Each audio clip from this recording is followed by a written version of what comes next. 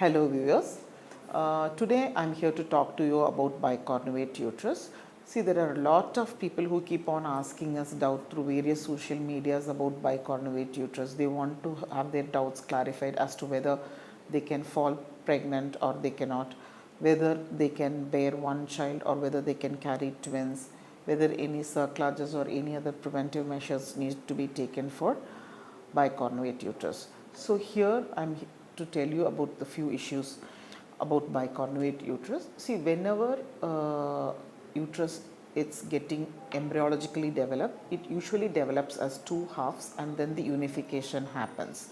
When there is incomplete unification happening at the time of embryogenesis, we will end up with bicornuate uterus. So when we say bicornuate uterus, it is very essential to know whether both halves of the uterus, the right half which is the right horn and the left half which is the left horn, gets equally developed. So when patients come to us, it is very essential that we do a hysteroscopy for them, see whether both the horns are developed equally or whether any particular horn is rudimentary, it's underdeveloped. So majority of them, usually bicornuate uterus gets missed. They conceive on their own, and then when they come and deliver with us, we tell them that they had a bicornuate uterus. So it's only then time that they recognize that they have a bicornuate uterus.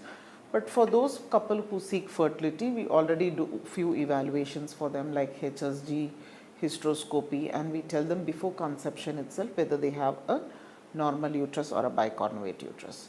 So in case we diagnose them to have bicornuate uterus, we need to know the details about the uterine cavity, the space available and the space available in each horn. If they are to conceive with natural sexual intercourse or through IUI, it is very difficult for us to detect which horn the pregnancy has to happen because it happens spontaneous. We could only monitor them and guide them after that. But if it is an IVF pregnancy or an ICSI pregnancy, we usually decide which horn is good and we transfer the embryos accordingly and make sure that she conceives in the horn which is more roomy and more spacious. To look at whether all the bicornuate uteruses will have high risk of preterm labor, we need to understand that it is not so. Most of the bicornuate uterus just behave the normal way as those with normal uterus. It's only when the horn is too small, they end up having a preterm labor. So it is very essential that if they are diagnosed to have bicornuate uterus or unicornuate uterus, they need to be under proper follow-up with us to make sure that they don't get into preterm labor. And if it is a twin pregnancy, decision of having a prophylactic encirclage should also be discussed with the couple. So it is only a word of caution to just say that they need to care during their pregnancy period. It is nothing alarming. They need to take a bit of more care during their antenatal visits and a bit of more care not to do strenuous work and everything. If both horns are well developed, then they need not be any extra precautious step. They can just behave as those with the normal uteruses. So it is very essential for us to sit with each and every couple, look at their report, look at how their uterus is developed and decide 1:1.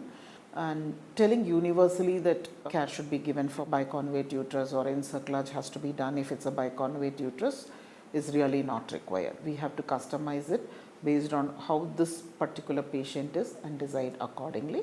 So if you have any issues with bicornuate uterus, you need to take consultation from us. We will guide you according to how your uterus pattern is and then decide on the pregnancy part and the antenatal visits. Thank you.